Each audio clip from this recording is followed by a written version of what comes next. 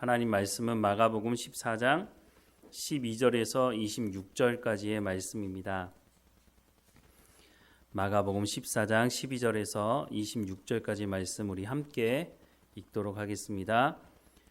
무교절의 첫날 곧 유월절 양 잡는 날에 제자들이 예수께 여짜오되 우리가 어디로 가서 선생님께서 유월절 음식을 잡수시게 준비하기를 원하시나이까 하매 예수께서 제자 중에 둘을 보내시며 이르시되 성내로 들어가라. 그리하면 물 한 동이를 가지고 가는 사람을 만나리니 그를 따라가서 어디든지 그가 들어가는 그 집 주인에게 이르되 선생님의 말씀이 내가 내 제자들과 함께 유월절 음식을 먹을 나의 객실이 어디 있느냐 하시더라 하라.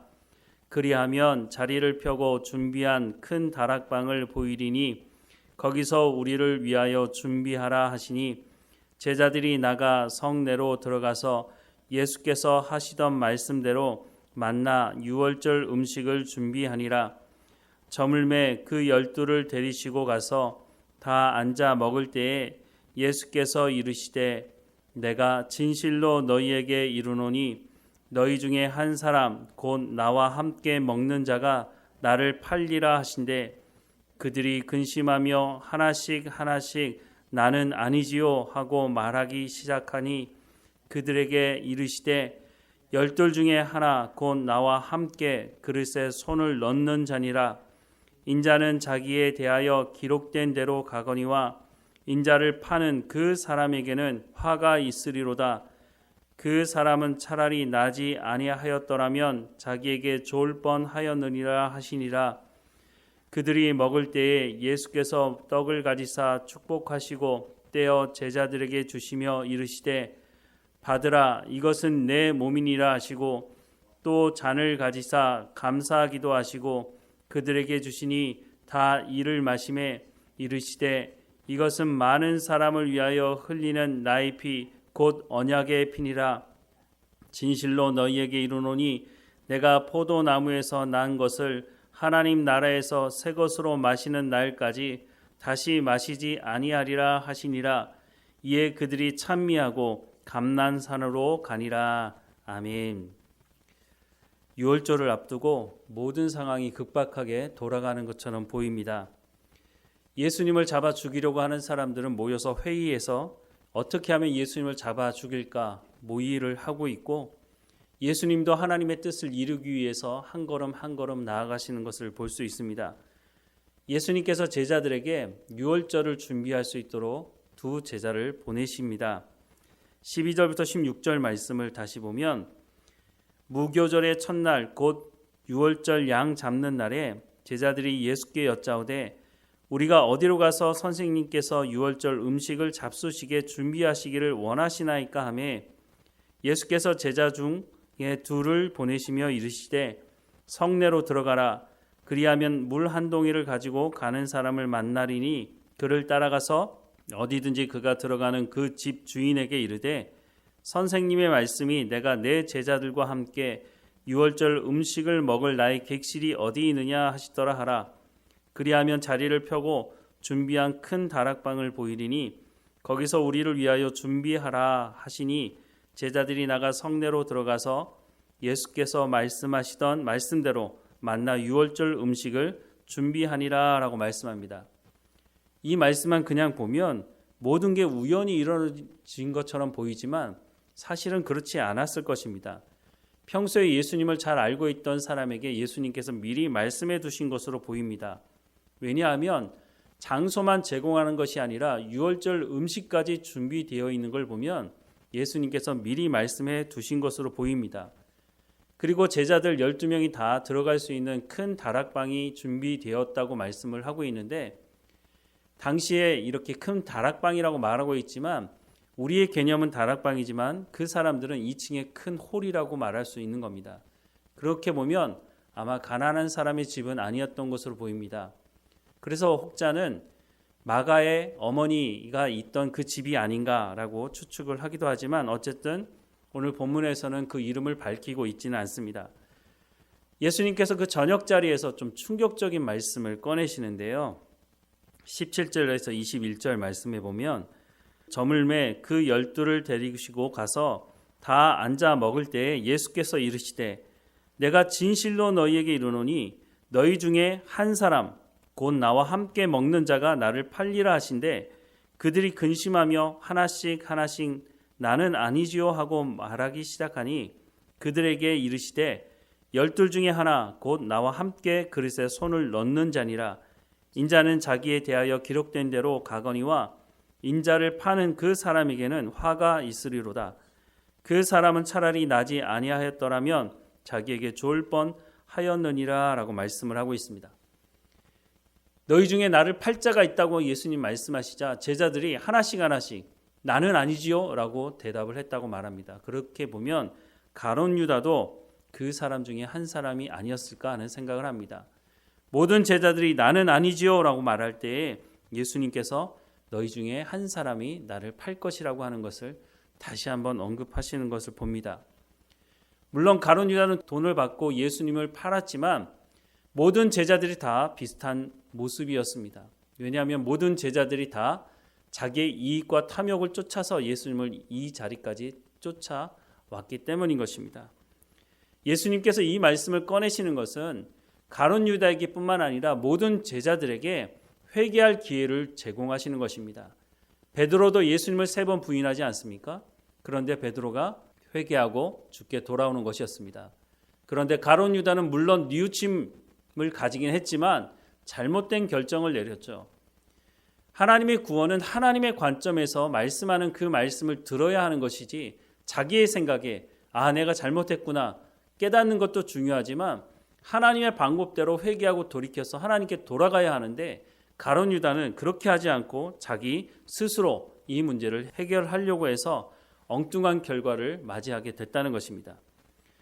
이 저녁에 예수님께서 이 제자들과 식사를 하고 난 이후에는 모든 제자들이 예수님을 버리고 도망갈 것입니다.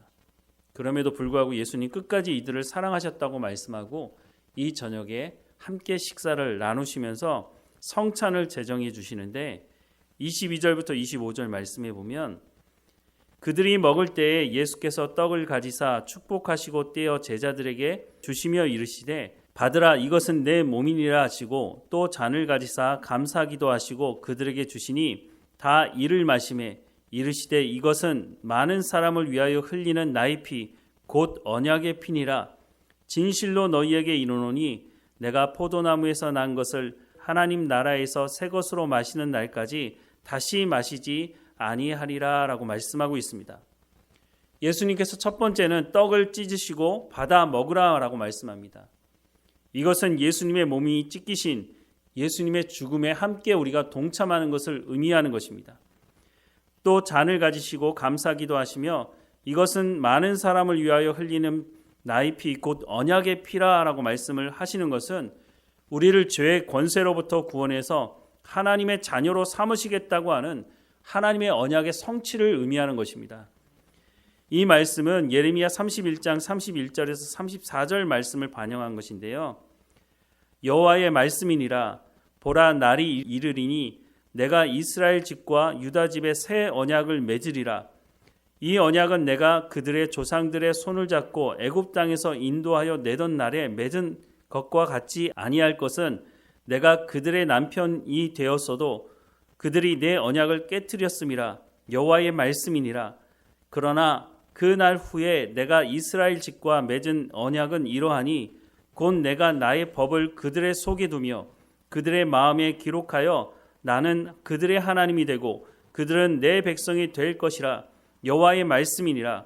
그들이 다시는 각기 이웃과 형제를 가리켜 이르기를 너는 여호와를 알라 하지 아니하리니 이는 작은 자로부터 큰 자까지 다 나를 알기 때문이라. 내가 그들의 악행을 사하고 다시는 그 죄를 기억하지 아니하리라.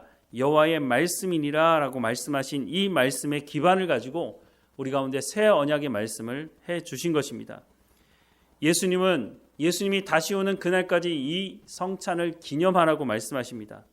우리가 어떻게 구원을 받았는지 그 내용이 무엇인지 예수님께서 다시 오실 그 천국 잔치에 참여할 때까지 이것을 잊지 말고 우리의 구원을 이루어갈 수 있도록 우리 가운데 성찬을 허락해 주신 것입니다.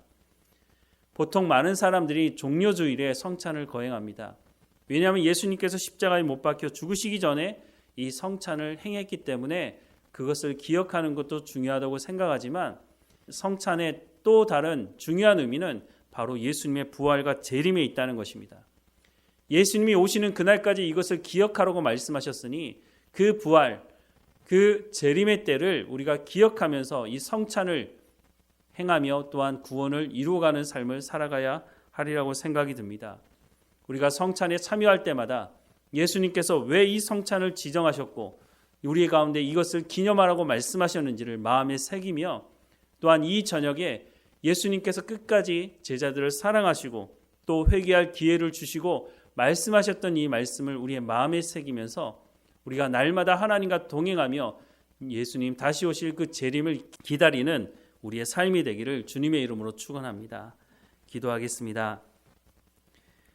사랑하는 하나님, 제자들의 그 배신과 이 제자들이 예수님을 버리고 도망갈 것을 아심에도 불구하고 마지막 저녁에 함께 모여서 식사하며 성찬을 제정해 주신 예수님의 그 말씀을 우리의 마음에 다시 한번 새깁니다. 떡을 찢으시고 또한 잔을 함께 나누시면서 언약의 말씀을 우리 가운데 허락해 주셔서 감사합니다.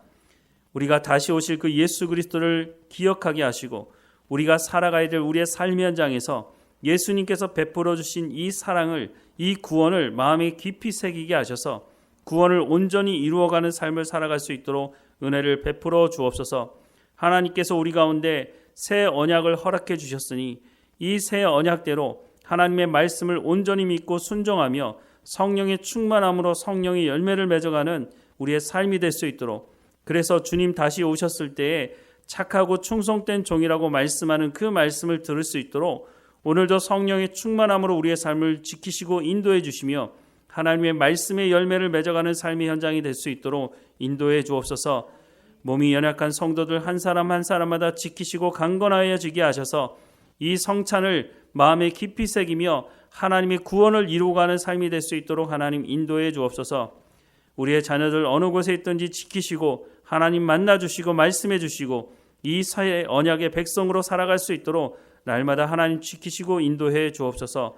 오늘도 우리와 함께 하시는 하나님께 감사드리고 예수님의 이름으로 기도드립니다. 아멘.